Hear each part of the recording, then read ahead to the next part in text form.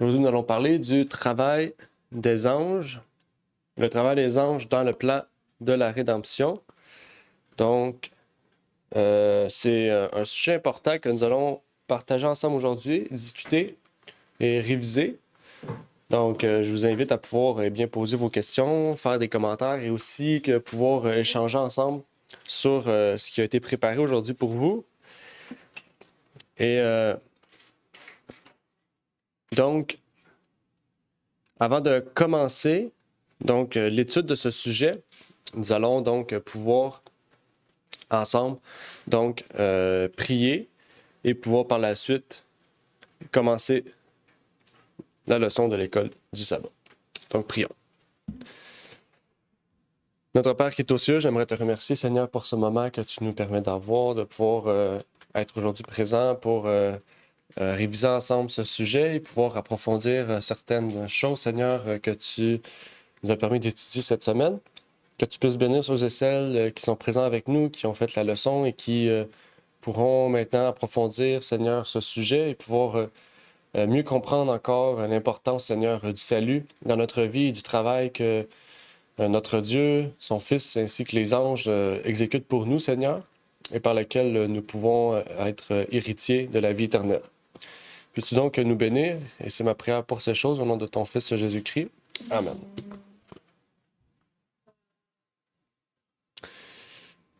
Donc,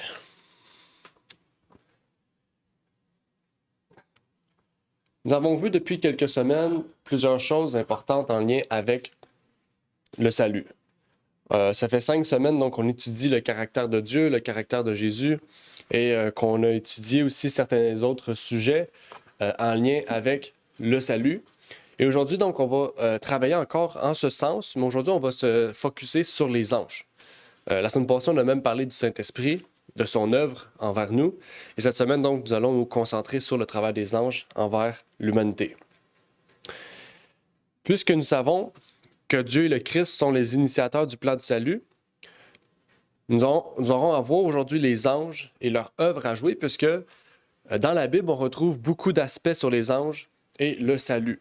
Et c'est là que ça révèle l'importance d'étudier non seulement qui sont les anges, comment ils sont, on pourrait dire, comment ils se révèlent, mais aussi de voir comment dans la Bible, ils sont décrits comment au niveau de leur œuvre, de leur travail envers l'humanité. Et vraiment, aujourd'hui, on va se concentrer sur ça, sur la leçon. Bien sûr, la semaine prochaine et les autres semaines, on ne va pas étudier les anges. Mais je vous invite à aller sur la chaîne YouTube, je pense que c'est de l'Église, où ce que vous pourrez retrouver 5 sermons que j'ai faits sur les anges et le plan de la rédemption, pour que vous puissiez voir et étudier en détail vraiment chaque objet de la Bible en lien avec les anges. Le principe de base au niveau des anges, c'est le fait qu'il y a de bons anges, tout comme il y a de mauvais anges. Et c'est un principe important puisque quand on comprend cela, on comprend qu'il y a un combat qui est spirituel, un combat qui est non pas charnel, mais spirituel. On nous dit dans Matthieu 8, verset 16, que je vais vous montrer à l'écran, « Sur le soir, on lui présenta plusieurs démoniaques, dont il chassa les mauvais esprits par sa parole. Il guérit aussi tous ceux qui étaient malades. » On a vu dans la leçon que les anges sont des esprits. Je ne sais pas si vous vous rappelez, dans la leçon, on avait parlé de cela. C'est pour ça aussi, ici, que je vous ai fait ressortir le texte de Matthieu, parce que le texte de Matthieu dit que cet homme était, les personnes, les hommes ou les femmes, les personnes présentes, avaient plusieurs démoniaques, et Jésus chassait les mauvais esprits. Donc, on associe mauvais esprit avec un démon. Okay? C'est juste pour faire l'association. Tout comme on associe bons anges avec aussi le fait qu'ils sont des esprits. Et la question là, qui pourrait se soulever, c'est justement en lien avec l'idée d'esprit ici. Quand on parle d'ange et d'esprit, on pourrait se poser la question comment bien discerner le rôle des anges qui sont des esprits et le Saint-Esprit. Parce que on sait qu'on dit que les anges sont des esprits, mais on dit qu'il y a un Saint-Esprit. Est-ce que les anges et le Saint-Esprit, c'est la même chose ou est-ce que c'est distinct? Mais comment les discerner, en fait, pour bien comprendre ce que la Bible nous révèle à ce sujet? Comment les discerner? Ouais. Le fait que les anges sont des esprits et qu'il y a un Saint-Esprit. Est-ce que c'est la même chose?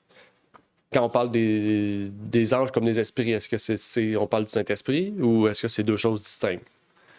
Comment on fait pour bien les distinguer?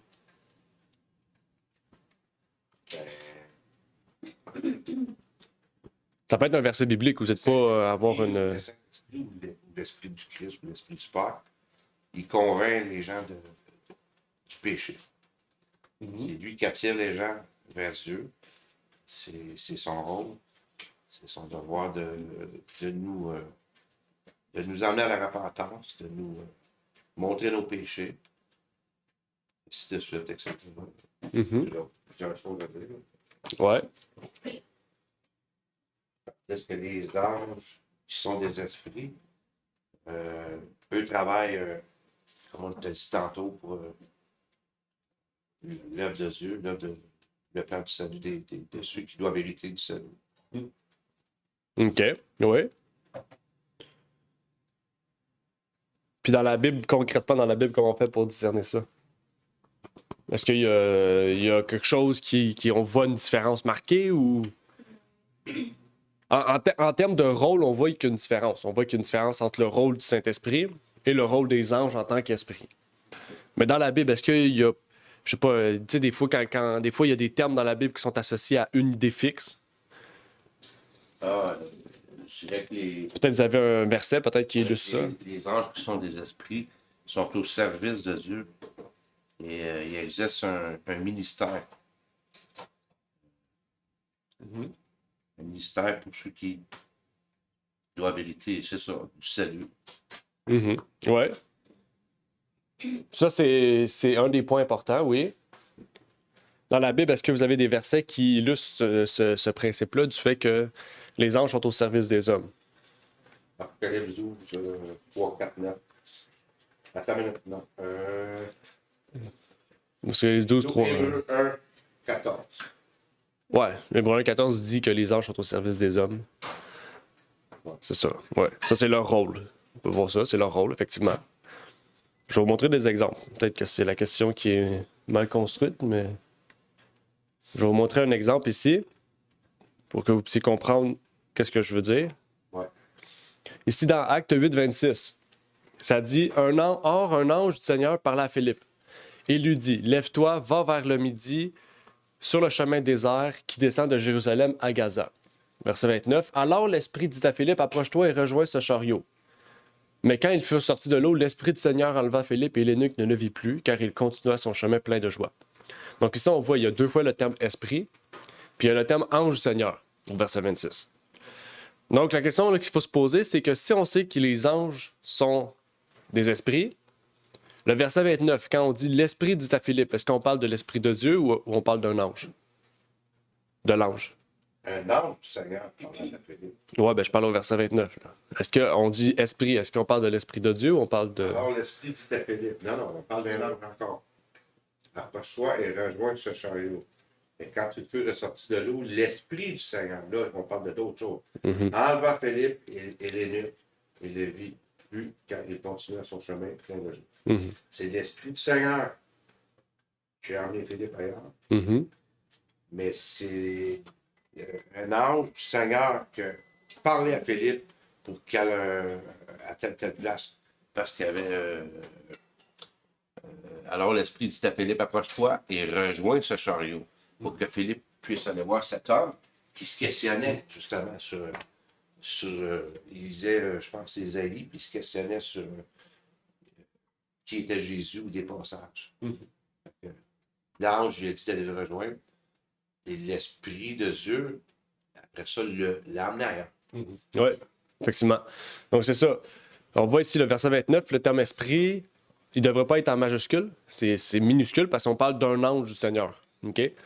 Mais ça, c'est un concept qui est, je pourrais dire, qui est tout récent dans la compréhension. Même les pionniers adventistes ne comprenaient pas dans ce sens-là totalement. OK? Donc c'est un concept tout récent. Pas un concept, c'est pas une idée, je veux dire. C'est une révélation de vérité qui s'est vue ressortir dans les derniers jours. C'est ça. On voit ici que le thème esprit ne serait pas supposé être en majuscule puisqu'on parle d'un ange. OK? pour plusieurs raisons. Un, parce que le premier à avoir parlé à Philippe, c'était l'ange. Puis par la suite, on n'a jamais dit que l'Esprit du Seigneur était présent, à part au verset 39. Puis comme vous savez, je pense qu'en français, vous le savez, quand on nomme quelqu'un, la première fois qu'on le nomme, on nomme son nom, puis après ça, on peut le donner un pronom. Il. Fait que ici, c'est ça. Le nom, c'est l'ange du Seigneur. Puis après ça, on utilise un mot qui l'associe. Un autre, esprit. Mais après ça, on entre l'Esprit du Seigneur. Donc ça veut dire que tout ce qui se passe avant le verset 39, on parle pas des anges du Seigneur. On parle pas de l'Esprit du Seigneur. On parle des anges. Même si on utilise le terme esprit. Donc, c'est exactement. Comme que dit à Hébreux 1,14, c'est des personnes au service de l'homme. Donc ici, il faisait un travail d'intercession, dans un sens, un travail d'intercession de la part du Seigneur pour intervenir avec Philippe. Mais l'ange n'a pas la force ou la puissance ou le pouvoir de pouvoir téléporter Philippe à un autre endroit. Seul Dieu et Jésus-Christ peuvent faire ça. Donc c'est pour ça que l'Esprit du Seigneur a pris le relais à ce niveau-là pour continuer l'œuvre.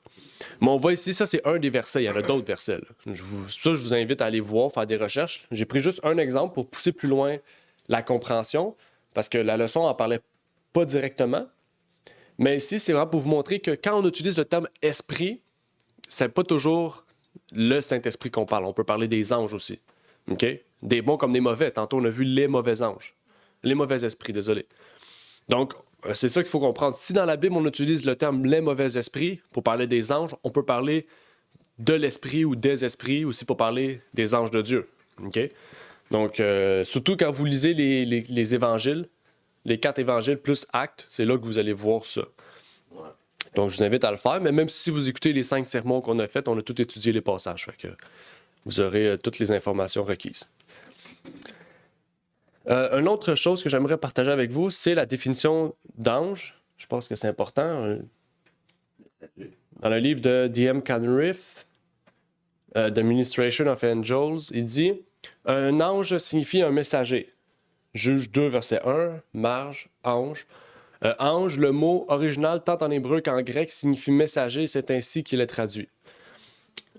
Ça dit, les Écritures nous apprennent que les anges ont pour mission de surveiller les œuvres de Dieu, en particulier la cause de Dieu sur cette terre, de veiller sur ses enfants, de répondre à leurs besoins et de les défendre contre leur adversaire, le diable.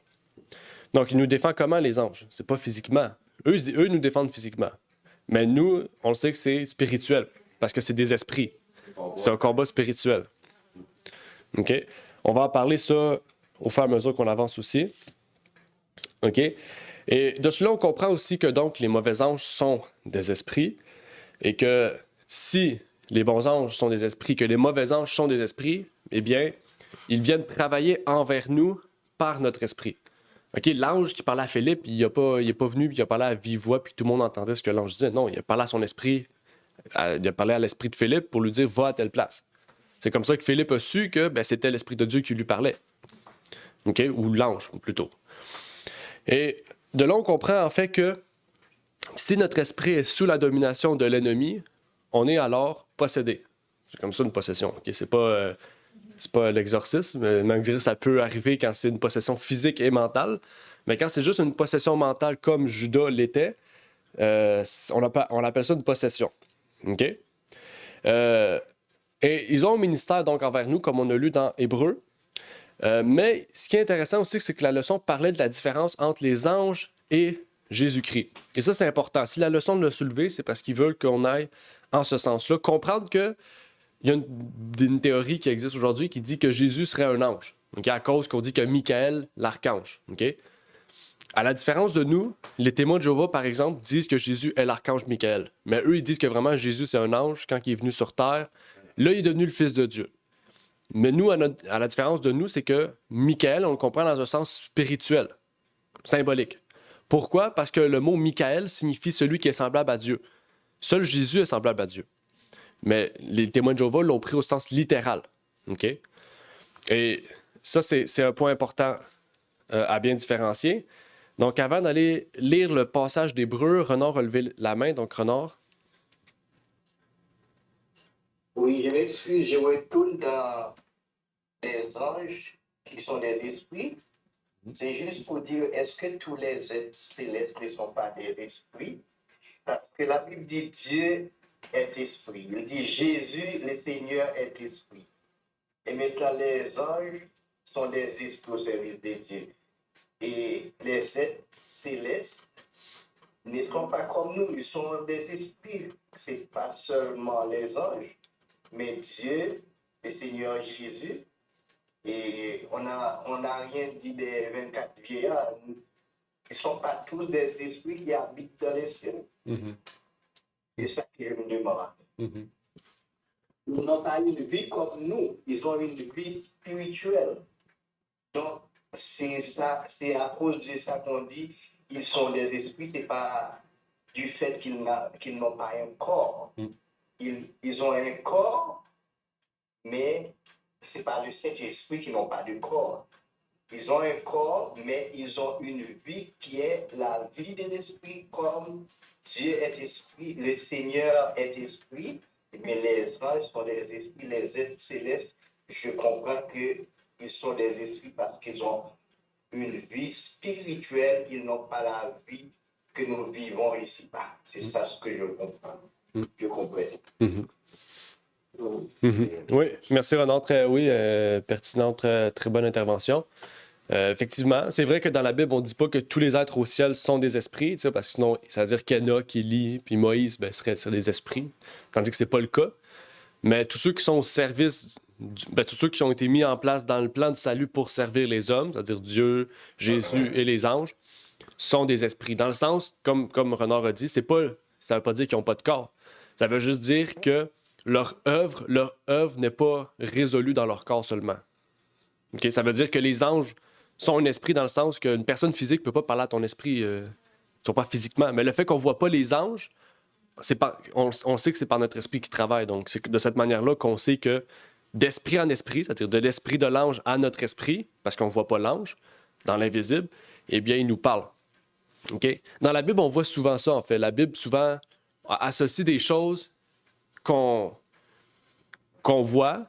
Des fois, c'est littéral. La Bible décrit quelque chose qui est littéral en face de nous. Une personne voit quelque chose, il le décrit, mais c'est pas réellement peut-être ce qu'il voit, la façon que ça marche. Je sais pas si vous comprenez. Par exemple, la Bible décrit que les anges sont des esprits, OK? Pas parce qu'ils voient pas. Pas parce qu'ils voient pas, c'est parce que leur œuvre est dans l'invisible. Mais eux, la façon qu'ils le conçoivent, vu qu'ils le voient pas. OK? Un peu comme nous, des fois, on dit, ça, c'est bleu. Tandis que c'est à cause du reflet du soleil que c'est bleu, mais c'est pas vraiment bleu.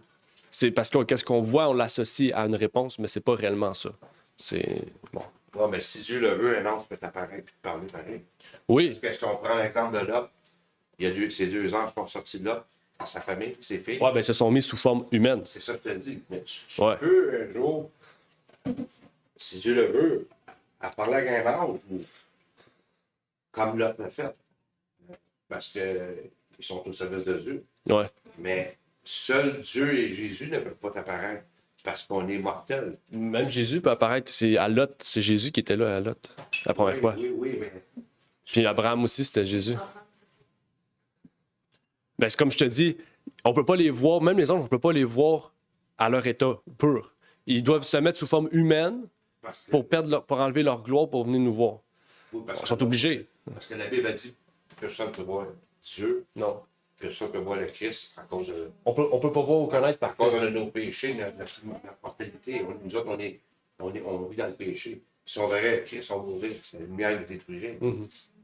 Mais quand on sera immortel, on va pouvoir le voir. Ouais. Ben oui.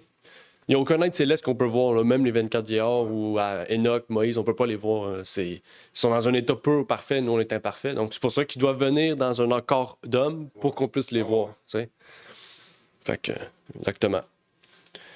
Donc, oui, Claude. Juste pour ajouter, donc on pourrait dire que les anges sont remplis de l'Esprit de Dieu. Et puis, par le Saint-Esprit, Dieu passe par les anges pour nous répondre à nos besoins spirituels. Donc, on peut voir ça de cette façon-là aussi. Oui, exactement. Pour conclure. Oui, merci. C'est un bon point de Rénan, tantôt. Oui, c'est vraiment un bon point. Effectivement. On va aller lire Hébreux 1, 4 à 9. Je voulais parler de ça parce que la leçon en parlait un peu. On va lire le passage. Tout ce qui est souligné, c'est ce qu'on va traiter ou ce qui, du moins, je vous aide un peu. Là. Mais ça dit « Ayant été fait d'autant plus excellent que les anges, qu'il a hérité d'un nom plus excellent que le leur, car auquel des anges Dieu a-t-il jamais dit « Tu es mon fils, je t'ai engendré aujourd'hui, et encore je serai son père et il sera mon fils. » Et ailleurs, quand il introduit de nouveau sur la terre le premier-né, il dit que tous les anges de Dieu l'adorent.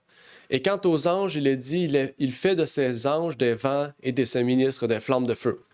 Mais quant au Fils, ô Dieu, ton trône demeure au siècle des siècles et le sceptre de ton règne est un sceptre d'équité. Tu as aimé la justice et tu as haï l'iniquité. C'est pourquoi, ô Dieu, ton Dieu t'a oint d'une huile de joie au-dessus de tes semblables. Donc, c'est un beau passage qui nous parle de Jésus-Christ. Mais ici, le plus important que je voulais vous soulever, c'était en lien avec la question suivante. Quelle preuve avons-nous d'une distinction claire entre les anges et le Christ dans ce passage? Jésus il était le premier à engendrer. Le seul, ouais, le premier, ouais. Puis, tous les anges l'adorent. Tous les anges. Ouais, bon point. Tous les anges l'adorent. Tous les anges adorent le Fils de Dieu parce qu'il était le premier à engendrer. Les anges n'ont pas vu avant le Fils de Dieu. Bon point.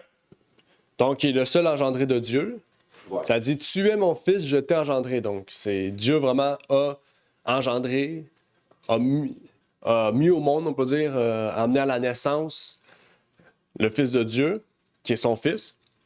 OK, la Bible ne nous dit pas comment il l'a engendré. On sait que c'est Dieu. Dieu n'a pas de méthode comme nous là, d'enfantement. Il y a des méthodes qu'on ne connaît pas. S'il était capable de prendre de la boue puis souffler son esprit puis de faire un homme, je pense qu'il est capable de faire n'importe quoi pour amener quelqu'un à la naissance. Donc, on ne sait pas comment, mais la seule chose que la Bible nous dit, puis on doit avoir foi en ce que la Bible nous dit, c'est que le Fils de Dieu a été engendré du Père. C'est pas essentiel de savoir comment. J'ai une idée, Olivier, comment Jésus a été engendré.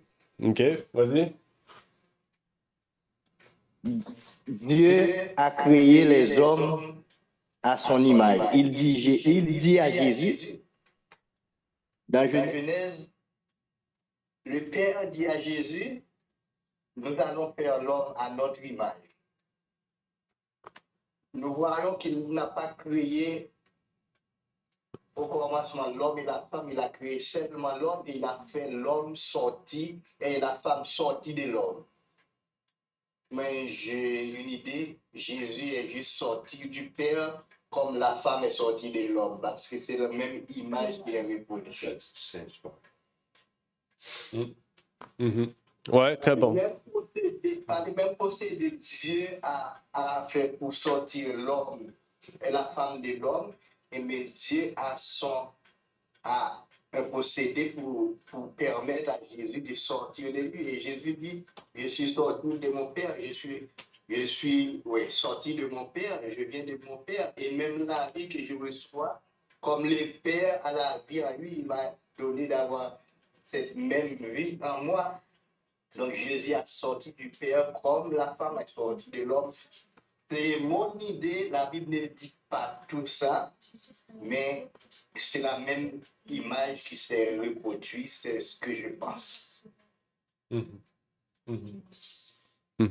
merci Renard, c'est vrai que c'est pertinent. C'est vrai que l'image nous révélerait en ce sens ce que ça voudrait dire. Donc effectivement, c'est vrai. Ça serait plausible. Merci Renard. Oui. Effectivement. Et quand on revient au texte, on dit au verset 4 que Jésus a été fait plus excellent que les anges. OK?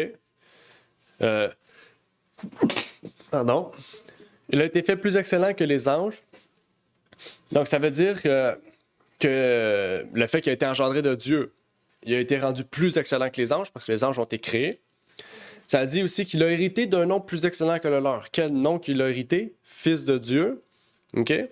Donc, déjà, le nom le plus excellent, c'est qu'il a été fils de Dieu. Les anges ont juste été appelés anges. Fait que c'est pas plus haut. Aussi, on dit que jamais. Donc, il n'y a aucun ange de Dieu qui a été engendré du Père. Ça dit jamais. Seul Jésus. Donc, ça aussi, ça marque une démarcation claire des deux. Donc, il est le seul aussi qui est appelé le Fils de Dieu, d'après ce que la Bible nous dit. Donc, c'est aussi le premier-né, OK, de Dieu. Donc, il y a une différence entre premier-né, c'est engendré, OK? Pour ceux qui disent qu'on dit que Jésus est le Fils de Dieu littéral, il y en a qui disent que ça veut dire que Jésus a été créé. Non, ça a été premier-né, c'est très clair. Il n'a pas été créé, il a été mis au monde d'une manière divine. Puis aussi, comme Stéphane a dit, il reçoit l'adoration. C'est la seule personne qui reçoit l'adoration. Aucun ange reçoit l'adoration. Ça, on va y revenir dans quelques instants. Donc, on comprend ici clairement que Jésus ne peut pas être un ange parce que, de base, un ange a subi une création. Okay? Jésus n'a pas subi de création. Il a subi une naissance divine. Okay? Et il a reçu un nom plus grand. Le nom plus grand vient de son héritage divin. Donc, il a reçu le nom de Fils de Dieu. Okay? Et parce qu'il est Fils de Dieu, il est lui-même Dieu. En lui, dans sa nature, il a la nature divine. Okay?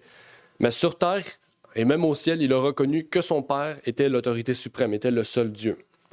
Okay? Il l'a dit. Il a dit, le seul Dieu est aux cieux et c'est mon Père. Il l'a dit lui-même. Je m'excuse, je parle un peu et parce que ce passage m'interpelle. Mm-hmm. Je n'ai pas l'habitude de parler beaucoup comme ça. Ben, c'est correct, vas-y, Renard. Oui. Un ange n'est pas un fils de Dieu. Il est un enfant de Dieu, mais il n'est pas un fils comme Jésus. C'est pourquoi un ange n'est pas un héritier. On dit seulement Jésus est l'unique héritier. Et ça, c'est ça. Il a hérité du Père son nom. Le même nom. Et plus tard, plus bas, on va voir que le Père va appeler Dieu. Oh Dieu, mon trône, oh Dieu. C'est le Père qui va l'appeler Dieu. Donc, et puis il dit qu'il a hérité d'un nom, c'est le nom du Père. Donc Jésus est l'unique héritier. C'est pourquoi Paul dit, quand nous sommes nés de nouveau en Jésus, par sa mort et par sa grâce, nous sommes sauvés, nous devenons co-héritiers avec le Christ. On n'a pas dit ça des anges. Donc Jésus a partagé l'héritage qu'il a reçu du Père avec les chrétiens nés de nouveau. Mais il n'a pas partagé ça avec les anges. Les anges n'ont pas reçu cette grâce, cette faveur. C'est Jésus l'unique héritier. Et puisque c'est Jésus qui nous a adoptés pour le Père, et Jésus a fait de nous les co-héritiers du Père, les co-héritiers du royaume des cieux. Ouais. Et si nous sommes les co-héritiers, comme Jésus est fils, nous sommes des fils aussi, sauf nous sommes des fils adoptés. Donc Jésus est le fils légal, légitime, l'héritier principal. Ouais, amen. Merci Renard, effectivement. Merci pour les éclaircissements. On va lire maintenant les passages. Ça va même aider, soutenir ce que aussi Renard vient de dire. Ici, on nous dit un point important. En tant que Dieu, il ne pouvait être tenté, mais en tant qu'homme, il pouvait être tenté, et cela vivement. Et il pouvait céder aux tentations. Sa nature humaine a été créée, okay, parce qu'il a été mis au monde. Okay? Elle ne possédait même pas le pouvoir de l'ange. Elle était humaine, identique à la nôtre. Okay? Donc, c'est pour ça que dans le ministère de Jésus-Christ, les anges venaient au secours de Jésus. Okay? Allez lire les évangiles, vous allez voir. Il y a plein de passages qui disent que les anges ont secouru Jésus-Christ. Okay? Après le 40 jours là, dans le désert, c'est un ange qui est venu au secours de Jésus. Okay? Donc, on retrouve ça à plusieurs reprises dans les évangiles. Un autre passage dans le Sign of the Times. Une offrande complète a été faite, car Dieu a tant aimé le monde qu'il a donné son fils, son seul fils engendré, pas un fils par création comme les anges, ni un fils par adoption comme le pécheur pardonné, mais un fils naissant à l'image expresse de la personne du Père, et dans toute la lumière de sa majesté et de sa gloire, un égal avec Dieu en autorité, dignité et perfection divine. OK? Le Père et le Fils sont égaux. Oui, ils sont égaux. OK? Donc ça, c'est les deux passages que je voulais partager avec vous. On va revenir maintenant avec les anges, parce que le sujet, c'est les anges, mais ici, c'était juste pour bien séparer, puisque la leçon en parlait. Je trouvais important de pouvoir le relater. Mais en fait, les anges ont une attitude, donc, de la même manière envers le Christ qu'envers le Père. Qu'est-ce que les anges, l'attitude que les anges ont envers le Père, puisqu'il les a créés, eh bien, ils l'ont aussi envers le Fils, okay? Parce que le Fils a été souverainement élevé au-dessus de tout nom. OK? Et donc, ma question aussi, puisqu'on a parlé d'adoration, ça c'est un point important, on a vu dans la Bible quelques exemples. Jean qui a voulu adorer un ange, l'ange a dit non, tu ne dois pas m'adorer, OK? Parce que moi, je suis un ange, OK? Je suis ton frère, ton compagnon de service, on est des collègues de travail, là. Je suis pas celui qui t'a créé. En fait, la question qu'on pourrait se poser alors, d'où vient l'adoration des anges et des hommes? D'où vient l'adoration des anges et des hommes? D'où vient l'idée d'adorer des anges et des hommes si même la Bible nous dit, quand Jean s'est mis à genoux devant un ange, l'ange lui a dit « Lève-toi, je suis ton compagnon de service, tu ne dois pas m'adorer, adore seul Dieu et Jésus. » Donc, si la Bible dit que l'adoration des anges et des hommes, ben, c'est pas une vraie doctrine, d'où vient donc cette idée-là? Ça vient de Satan même.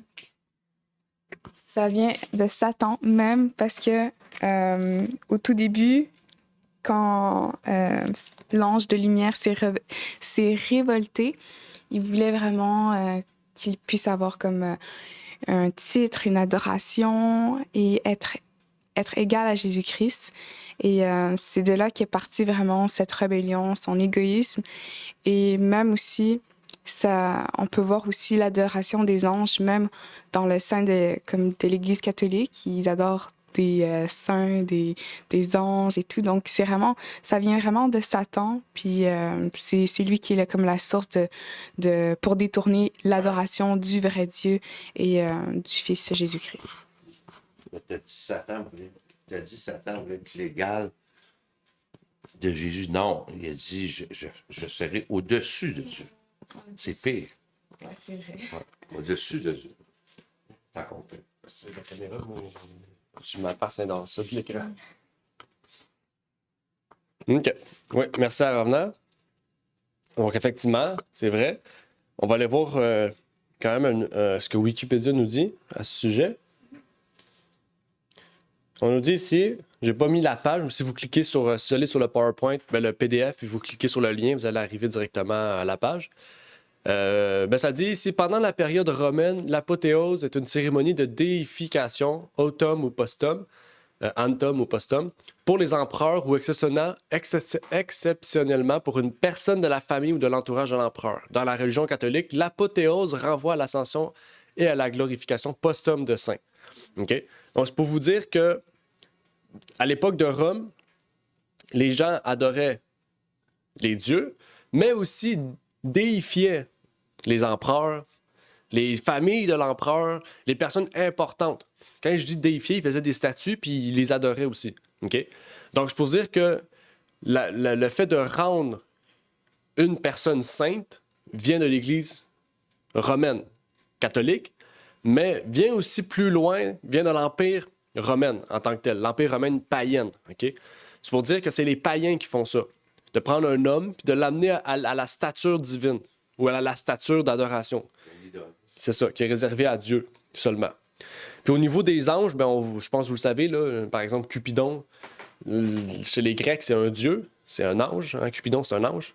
Donc, pour vous dire que vous fouillez un peu et tout, puis vous voyez dans toutes les religions païennes, vous allez toutes retrouver des anges qui sont déifiés, qui sont des dieux. Okay? Ou des demi-dieux, ou etc., l'idée générale. Donc, ça, encore une fois, c'est pas nouveau. Dans l'histoire du monde, c'est pas nouveau. Okay? Dans toutes les religions païennes, on retrouve ça. Et ça ne doit pas se retrouver dans le christianisme, en fait. Okay? Donc, ça s'est retrouvé dans le christianisme pour détourner les hommes de la vérité biblique. Okay? Donc, c'est pour vous dire que même les pères de l'Église, les premiers... entre les apôtres et la formation de l'Église catholique, les gens faisaient même pas ça. Okay? Ils adoraient même pas les anges puis les hommes, là. C'est pour vous dire que même eux, après, ils étaient corrompus, puis même eux, ils verraient encore que c'est encore pire, OK? Ce qui se passe aujourd'hui. Donc, ça, c'est encore une fois, c'est un petit parallèle que je voulais vous emmener. Mais allons plus loin. Dans la Bible, on retrouve beaucoup d'histoires d'anges. On en retrouve beaucoup. Toute la Bible nous parle des anges. OK? Même on a une description des anges dans Ézéchiel 1 et Ézéchiel 10 aussi. Si vous voulez y aller, allez-y. Vraiment, c'est très intéressant. Mais il y a quelque chose d'intéressant avec les anges, c'est que dans la Bible, il y a plein d'exemples. Quel exemple vous avez d'anges qui ont intervenu pour les hommes? Ici, c'est juste un travail de mémoire puis peut-être de connaissance générale. Est-ce que vous connaissez des personnes qui ont reçu de la visite d'anges ou de l'aide plutôt des anges? Attendez, on va laisser les gens sur Zoom répondre avant. Si c'est des gens qui aimeraient répondre, des gens peut-être qui... Mais si je dois répondre, c'est Zacharie. On voit que Zacharie, le père de Jean-Baptiste, a reçu la visite d'un ange. Joseph. Et on voit que il n'a pas répondu favorablement au commencement. Et l'ange lui dit que tu vas devenir muet jusqu'à ce que l'enfant est né. Et ça s'est produit ainsi. Et puis Corneille aussi, dans le Nouveau Testament, ça explique très bien. Corneille qui était un païen qui priait Dieu, et puis Dieu lui a envoyé un ange pour lui dire quoi faire. Faire venir Pierre pour annoncer la bonne nouvelle de l'Évangile. Et à cause de cette intervention-là, les païens étaient convaincus. Donc, à maintes reprises, c'est un ange aussi qui était envoyé à la Vierge Marie pour lui dire qu'il va devenir enceinte et par l'opération du Saint-Esprit. Donc, l'ange était revenu à plusieurs reprises, même dans le Nouveau Testament. Oui, merci Renard. Je m'en allais dire, calme-toi un peu, là, tu vas toutes les dire. Là. Oui, merci. Donc, effectivement, il a nommé, c'est qui déjà? Il a nommé Zacharie, Corneille, puis Marie. OK? Il y en a 3. Ben, il y en a plus que 3, là. Donc, s'il y en a d'autres sur Zoom avant qui aimeraient peut-être donner 1 ou 2 exemples, mis à part Renard, ça peut être une autre personne, ça peut être Sarah, Eric, Claude, Réal, Ginette. Si vous avez 1 ou 2 exemples chacun, il y a des exemples pour tout le monde, OK? Tout le monde peut nommer quelqu'un. Il y a Élie. Oui, Élie. Élie, quand il s'est endormi, il y a un ange qui est venu pour le toucher. Il a dit lève-toi et. Donc, c'est un exemple. Ouais. Merci Claude, effectivement. Élie, on est allé dans l'Ancien Testament. Dans l'Ancien Testament, il y en a beaucoup. Un exemple, par exemple, on va donner un exemple. Ouais, il y a aussi Manoah. Elle était stérile. Manoah. Ouais, Manoah. Elle était stérile et un ange lui est venu et il lui a dit de ne pas prendre ni vin, ni poisson fort, ni de ne pas manger de choses impures parce qu'elle allait avoir un fils qui s'appellerait Samson. Samson. C'était pas ça. Mais non, ben oui. C'était du pain spécial. T'as un exemple aussi? T'as dit tantôt Joseph? Ben, Joseph, c'est plus un rêve, mais Ben c'est un ange aussi. c'est un ange qui lui a parlé, puis il a Ouais. dit de prendre Marie comme épouse. Mais aussi quand, Parce que lui, il était troublé parce qu'elle était enceinte. aussi quand il devait s'enfuir pour aller en Égypte, Jésus venait de naître, puis Hérode avait lancé la loi, tous les premiers-nés devaient être tués, puis il s'est levé vraiment suite au songe pour aller en Égypte avec Jésus et Marie. Oui, effectivement. Aussi, quand Abraham a voulu. Abraham, qui a reçu 3 visiteurs. Ouais, Abraham. Sarah avait ri, puis... en tout cas, Je sais pas si ça compte Samuel quand il était jeune. il y a eu un ange. Ah oui, quand il se levait, puis il entendait une voix, Il là. allait voir Élie, puis il était là genre, est-ce que tu m'as appelé? Ouais, ok. Je t'ai pas appelé. Samuel, ouais. Mais c'est pas un ange aussi qui a empêché Abraham de tuer Isaac. Ouais, c'est un ange. Un ange aussi, là. Ouais, un ange. Ouais. Donc Abraham a reçu 2 visites. Qui d'autre? Il y en a plein, là, hein? On en a parlé tantôt. Lot, ouais, Lot. Il y a Jacob. Ouais. Oui! C'est battu. Oh, oui, je l'aime aussi Daniel. Jacob. Daniel aussi. Ben oui, il l'a reçu beaucoup. Jean, ouais. Trois amis, trois Hébreux, Meshach, Shadrach, Meshach et Abednego. Jean, Élisabeth aussi, Isabelle. la femme à Zacharie. Ah, ouais. Ouais. Jésus a reçu la visite d'ange aussi. Ouais, oui, c'est vrai. On a parlé de Philippe tantôt. Ouais, Philippe. Ouais, c'est vrai. Il y a Pierre aussi. Il a reçu un rêve, mais il y a un ange qui l'a délivré de la prison aussi. Ouais. Pierre, il n'était pas seul, il était avec Paul, tu veux dire? C'était-tu Pierre et Paul? Non, c'est Pierre. Non, c'est juste Pierre. C'est juste Pierre. Mais des fois, je sais qu'il est avec Silas. Mais pas Silas, Mais Pierre. Oh! Quand l'ange a délivré, il était deux quand l'ange a délivré de la prison. Puis que Le geôlier, ouais. le geôlier voulait se s'enlever la Parce vie. que tu vois, c'est obligé. C'est converti. Ouais, c'est ça. Ouais. Il n'y a pas un Moïse? Moïse? Oh, ouais, depuis son armée. Ouais. Ben, c'était Jésus, mais ouais. Ça dit l'ange de l'Éternel. Fait qu'on peut dire, ouais, on peut dire Jésus. C'est vrai. On va dire, ouais. Moi, c'est un peu la même affaire Ouais. avec Paul, quand il est devenu aveugle puis il devait se rendre sur la marche. Je pense que c'était Jésus. Ouais, c'était Jésus. Ouais. C'est plus l'autre, c'est Ananias qui a reçu la visite d'un ange. Ouais. Ouais, il y a pas- Il y en a plein. Il y a. Comment il s'appelle? J'ai même pas le nom en anglais. C'est Élisée aussi. Quand il était avec son collègue, il a dit monte. Il dit on est tout seul, on va perdre. Puis il a dit non, monte, ouvre les yeux, Jésus. Puis là, il a vu tous les anges. Mais c'est pas une visite, ben, du moins, il les a vus. Il y a aussi au temps d'Ézéchias, c'est un ange qui a détruit une ville au complet. Vous vous rappelez? 185 000. Ouais. OK. Parce qu'il faut savoir que les anges, c'est comme des ambassadeurs. OK? Quand ils sont envoyés au nom de Jésus ou au nom de Dieu, ils reçoivent aussi l'autorité de Dieu. C'est-à-dire qu'ils peuvent recevoir pour cette mission-là, ils peuvent recevoir l'omnipotence, l'omnipuissance, tout, OK? Parce qu'un ange n'aurait pas pu dire à Zacharie, deviens muet. Il n'y a pas l'autorité pour ça, le pouvoir pour ça. Mais il a reçu la puissance de Dieu, au nom de Dieu, pour faire cela. OK? C'est ça qu'il faut comprendre. Fait que l'ange n'aurait pas pu détruire 185 000 personnes sans la toute-puissance de Dieu. C'est parce que... Ouais, aussi. Ben, quand il reçoit la permission, il reçoit la puissance qui vient avec. C'est pour cette mission-là. OK? C'est la même chose pour nous. Quand Dieu nous donne une mission, il nous donne quoi? Une puissance surnaturelle, les dons spirituels. C'est la même chose. C'est l'Esprit qui nous donne, qui nous guide vers ça. OK? On le garde. Ça ne veut pas dire qu'on l'a tout le temps, là. Mais pour cette mission-là, peut-être pour d'autres, on va recevoir ce don. OK? Ouais, Olivier, moi, c'est que j'aimerais savoir si Dieu n'envoie plus les anges. Est-ce que Dieu envoie encore des anges pour exercer des ministères? Ou bien est-ce que c'est seulement invisible parce que les gens voient des anges avant? Est-ce que maintenant ils viennent, mais d'une manière invisible? Ou bien c'est toi, c'est moi que Dieu envoie, c'est des prédicateurs qu'il envoie? Ou bien son esprit, qu'est-ce que Dieu envoie maintenant? Ou bien qui Dieu envoie? Bon point.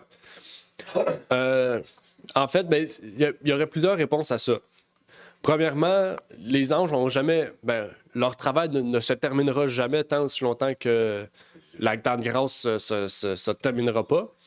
Donc, c'est sûr qu'ils sont en ce moment à notre service. OK? Premièrement, à chacune de nos prières, ils sont présents pour les apporter au ciel, d'après Apocalypse 8. OK? Donc, ça, c'est déjà un travail important. Deuxièmement, ils parlent à notre esprit, comme tu dis, de manière invisible.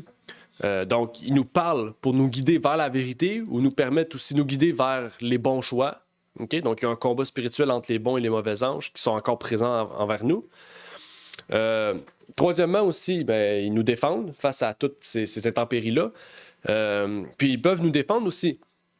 On peut les voir aussi des fois quand on arrive dans des situations où eh bien, on risque peut-être la mort ou quoi que ce soit, puis on prie Dieu.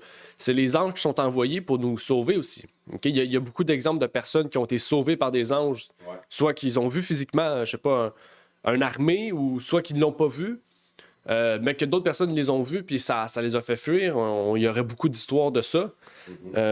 Donc, il faut savoir aussi que il y a plusieurs choses qui font en sorte qu'on n'a pas d'histoire comme les apôtres ou comme l'Ancien Testament ont. premièrement, le moyen de communication, ce que je veux dire, c'est qu'aujourd'hui, on a des moyens de communication efficaces, entre guillemets, qui nous permettent de communiquer rapidement à des personnes. Donc, les anges, pas qu'ils sont moins importants, non. C'est qu'ils n'ont plus le même travail comme Philippe. Philippe, il s'est téléporté à un autre endroit qui aurait pris des journées à y aller. Il l'a fait en un instant. Aujourd'hui, on a la voiture, on a des avions qui nous permettent presque de faire la même chose, peut-être pas instantanément, mais de se déplacer rapidement à un endroit à un autre. Et donc, ce qui veut dire que pas parce que les anges sont plus essentiels, non, mais que les anges vont peut-être procéder par une autre méthode de travail face à la façon dont nous, on est dans notre monde. Ils s'adaptent en fait à notre mode de vie, en fait, à chaque état, à chaque époque. Moi, c'est comme ça que je le conçois. Je me dis, pourquoi l'ange ferait quelque chose qu'aujourd'hui l'homme peut faire? Je pense qu'il nous parlerait à notre esprit pour nous dire, va faire ça. Puis nous, on saurait comment nous rendre à cet endroit-là rapidement. Donc, c'est comme ça, je conçois au niveau. Je parle là, là, c'était mon opinion pour le dernier point. Les autres points, c'est biblique. Mais pour ce dernier point, c'était une opinion. Moi, je dirais aussi que les anges sont au service de Dieu pour la protection de l'humanité en ce moment. Parce que si les anges ne seraient pas au service de Dieu pour protéger les hommes, Satan agirait puissamment et il n'y aurait plus personne sur la terre. Aussi. Fait que la protection, il y a des gens qui sont protégés par Dieu, par les anges, de la part de Dieu, même s'ils n'ont pas la connaissance de Dieu, ils peuvent avoir une protection. Ouais, ben Apocalypse 7 dit que les anges sont aux quatre coins de la terre, puis ils retiennent les vents, les 4 vents. Donc, c'est un travail que les anges font aussi pour retenir l'Esprit de Dieu, en fait. C'est ça. Donc, ouais, exactement. Effectivement. Je ne sais pas s'il y avait d'autres interventions. Il nous reste une question, donc si on va pouvoir terminer à l'heure. J'ai une intervention, mais c'est quelque chose de très profond. Et la Bible a des mystères. Mm-hmm. Et des mystères, tout le monde ne peut pas les comprendre, mais sauf, je vais dire un mot là, vous allez être étonné. C'est dans la Bible que je l'ai trouvé. C'est les initiés. Dans 1 Corinthiens chapitre 14, j'étais en train d'étudier les dons. Chapitre 12, chapitre 13, chapitre 14, 3 chapitres consacrés aux dons. Apôtre Paul dit, il parle à des initiés avec des hommes faits, des hommes instruits. Il ne parle pas à tout le monde. Donc, quand nous sommes en Jésus, nous sommes des initiés. Il y a des mystères que nous pouvons comprendre que les autres ne peuvent pas comprendre. Et c'est dans les livres aux Hébreux, apôtre Paul raconte des mystères. Il dit, qu'est-ce que l'homme pour que tu te souviennes de lui et les fils de l'homme pour que tu prennes garde à lui. Parce qu'il dit, l'homme est créé un peu inférieur aux anges. Mais il dit Jésus est très supérieur aux anges au point qu'il a hérité d'un nom qu'aucun ange n'a pas hérité. Il a reçu un héritage et c'est à cause de cet héritage que Jésus est égal à son Père. Il est sorti de son Père, c'est ça qui a fait de lui le Fils. Mais il dit quelque chose. L'homme est fait de peu inférieur aux anges. Et il dit, Jésus est descendu pour un peu de temps, un peu plus bas que les anges. C'est juste pour dire, Dieu a fait un miracle extraordinaire. Aussi bas que les hommes sont tombés, le Fils de Dieu était descendu à la même profondeur pour acheter les hommes. L'homme est fait de peu inférieur aux anges pour que Jésus nous rachète. Il est descendu plus bas que les anges. Et la Bible dit, Jésus est même devenu péché à notre place. Tout ce que l'homme a goûté, Jésus l'a goûté aussi. Toute la faiblesse à laquelle l'homme a participé dans sa chair humaine, Jésus l'a eu aussi, pour qu'il puisse devenir un souverain sacrificateur auprès de Dieu qui puisse expier nos péchés. Donc, ce que nous sommes, c'est ce que Jésus est devenu nous sauver. C'est vraiment un mystère pour que Jésus, le Fils de Dieu, qui est égal à Dieu le Père, est descendu plus bas que les anges, là où l'homme est tombé, pour qu'il puisse racheter les hommes. C'est vraiment un mystère, quelque chose qu'on n'a pas compris. Jésus, quand il était ici-bas, il n'était pas plus qu'un homme. Bien qu'il était toujours Dieu, il n'a jamais renoncé à sa nature divine, mais il n'a pas vécu sa vie. Pour lui-même, en tant que Dieu, il a vécu comme un humain, comme tu viens de dire. Jésus était capable de tomber, il était capable de pécher, il était capable d'être tenté comme nous autres. Et c'est au risque de sa vie que le Père a donné son Fils parce qu'il pouvait le perdre. Alors, c'est juste ce mystère-là que Paul a raconté dans le livre d'Hébreux. Jésus n'était pas un homme extraordinaire comme on pensait, un simple homme. C'est ça que... Parce qu'il n'est pas venu pour sauver des gens extraordinaires, c'est des gens ordinaires. Donc il est descendu au même niveau que nous. Ce que l'Église, toutes les églises ne prêchent pas, même l'Église adventiste. Ils pensent que Jésus a quelque chose que les hommes n'avaient pas en tant qu'homme. Jésus n'a pas la même nature, mais c'est pas ça que le livre des Hébreux a expliqué. Jésus est descendu au même niveau que tous les hommes pour qu'il puisse sauver tous les hommes. Et tout ce que l'homme a, c'est un pasteur de l'Église adventiste qui a renoncé à la Trinité, mais j'ai oublié son nom. Un pasteur qu'on a révoqué dans les années 1919. On a saisi on a saisi sa location, un pasteur adventiste, et c'est pas vraiment un pionnier, mais c'est quelqu'un qui connaissait les pionniers, qui connaissait les lois. Il disait dans ses écrits, ils sont encore là sur les net, Dieu n'a pas donné aucune chose d'extra à Jésus en tant qu'homme qu'il n'a pas donné à tous les hommes. Rien, absolument rien. Jésus a vécu sa vie en tant qu'homme comme tous les hommes, rien d'extraordinaire que Dieu lui a donné, qu'il n'a pas donné à tous les hommes. C'est ce mystère-là que je voulais te sortir. Parce que Paul, qu'est-ce que l'homme pour que Dieu se souvienne de lui? Pourquoi Dieu a fait toutes ces choses pour les hommes? Pour sauver l'homme. Pour sauver les hommes.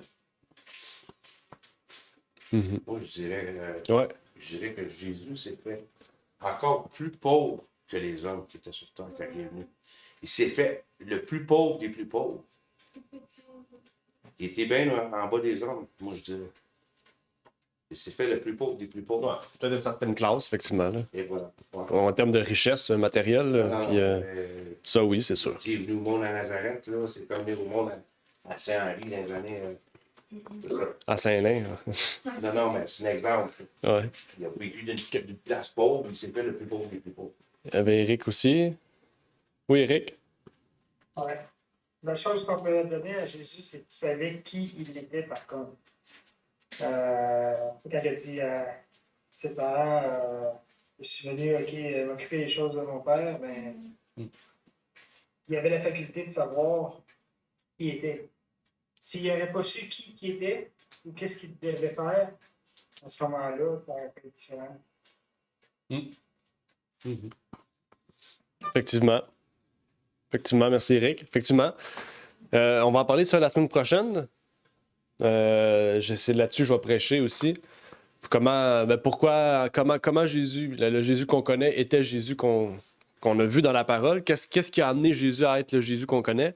C'est ce qu'on va étudier. On va étudier surtout sa jeunesse et la jeunesse de plusieurs personnages bibliques en lien pour voir comment ces hommes étaient ces hommes-là, comment ces hommes sont restés fervents, comment Daniel est devenu le Daniel qu'on voit dans Daniel. Pour la même chose pour Enoch, pour Jean-Baptiste, pour plusieurs autres. Donc, on va voir ça. Donc, la semaine prochaine, ce sera le sermon du jour. Donc, merci Eric, là, tu as soulevé le point pour la semaine prochaine. Merci à Renard aussi pour l'intervention. Ben, merci à tout le monde aussi pour les interventions. Donc, on va sauter la dernière question. Le plus important, c'est ce qu'on étudie présentement, puisqu'on a dépassé notre temps. Donc, la dernière question, c'était juste pour pousser un peu plus loin certains aspects de la leçon, mais c'est certaines choses qui sont peut-être secondaires là, face à ce qu'on a vu ce matin, qui était quand même crucial. Mais je vous invite vraiment à étudier les anges, vraiment dans la Bible, à aller chercher des versets dans la Bible, dans la vie de Jésus, dans les 4 évangiles, pour voir comment les anges sont vraiment intervenus dans la mission du Christ, dans le ministère du Christ, et qui ont permis aussi de secourir Jésus quand il le demandait, en fait. Mais pour terminer, lisons l'appel du jour. Dieu nous invite à voir l'importance du ministère des anges dans notre vie et pour notre salut. Et donc, j'espère que cette leçon a pu vous amener à mieux comprendre le travail des anges. Vraiment un travail essentiel. Même Ellen White a dit qu'on devrait étudier plusieurs fois par année le ministère des anges et comprendre ce ministère-là. Puis cette leçon-là, je pense que c'est un des moyens auxquels on peut le comprendre et l'étudier, mais on va y revenir au fur et à mesure de cette année pour nous rappeler cette importance et voir à quel point le combat spirituel est crucial, important et nécessaire pour notre vie et notre salut éternel. Donc, avant de terminer, est-ce qu'il y a des questions et des interventions? Sinon, j'aurai à faire la prière de clôture. Sur Zoom, pas de questions, pas d'intervention? Non? OK. Ben, c'est parfait. On va terminer par la prière. Donc, prenez la position adéquate. Notre Père qui est aux cieux, merci Seigneur pour ce moment que tu nous permets d'avoir, de pouvoir partager ce sujet important en lien avec ta parole, en lien avec les anges plus particulièrement et leur œuvre envers l'homme, Seigneur. Que tu puisses bénir, Seigneur, chacune des personnes ici présentes, que tu puisses nous permettre de voir l'importance des anges, de leur travail, Seigneur, et de voir à quel point nous devons porter attention aussi à leur œuvre, Seigneur, auquel ils parlent à notre esprit, auxquels même des fois ils peuvent nous secourir en personne, Seigneur, physiquement et visible. Et donc que tu puisses nous permettre, Seigneur, qu'au travers de la parole, de l'étude, nous puissions voir leur œuvre, leur travail tout au long de la Bible, Seigneur, puisqu'ils ont intervenu dans tous ceux et celles qui étaient fidèles, tous ceux et celles qui étaient tes fils par adoption, Seigneur, ont reçu des visites d'anges, Seigneur, soit par le fait qu'ils ont parlé à leur esprit, soit physiquement, Seigneur, et visible. Et que tu puisses donc permettre, Seigneur, qu'en étudiant ce ministère, nous puissions voir et comprendre la nécessité, Seigneur, de pouvoir vraiment prendre les armes pour nous défendre, Seigneur, face au combat spirituel. Peux-tu donc nous bénir, nous permettre que cette prochaine semaine, au cours de cette leçon, nous puissions voir et comprendre d'autres sujets en lien avec le salut. C'est ma prière pour ces choses, au nom de ton Fils Jésus-Christ. Amen. Amen. Oups.